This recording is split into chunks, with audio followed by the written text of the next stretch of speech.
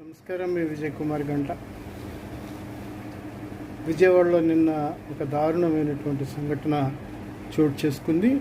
Doctor Srinivas అనే ఎముకల వైద్యుడు తన కుటుంబ సభ్యుల్ని, ఇంకా పాలబుగ్గలు కూడా ఆరని పిల్లల్ని చంపి, భార్యను చంపి, అలాగే ఇతర కుటుంబ సభ్యుల్ని చంపి తను ఆత్మహత్య చేసుకొని చనిపోయారు.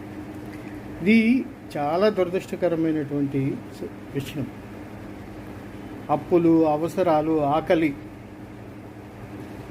ఎప్పుడూ మనల్ని వెన్నంటూ ఉండే సమస్యలే. అప్పు లేనివాడు ఈ ప్రపంచంలో లేడు. ఎవడైనా, ఎంత ధనవంతుడైనా అప్పులు ఉన్నప్పుడు, నష్టాలు వచ్చినప్పుడు ఓపెన్గా అందరికీ చెప్పడం మంచిది. సహకరించే వాళ్ళు సహకరిస్తారు, లేదా కొంతకాలం గడువు తీసుకుని అన్ని తీర్చవచ్చు. కానీ ఏదో మన తర్వాత పిల్లలు ఏదో అయిపోతారని వాళ్ళని చంపి మనం చావటం సరికాదు.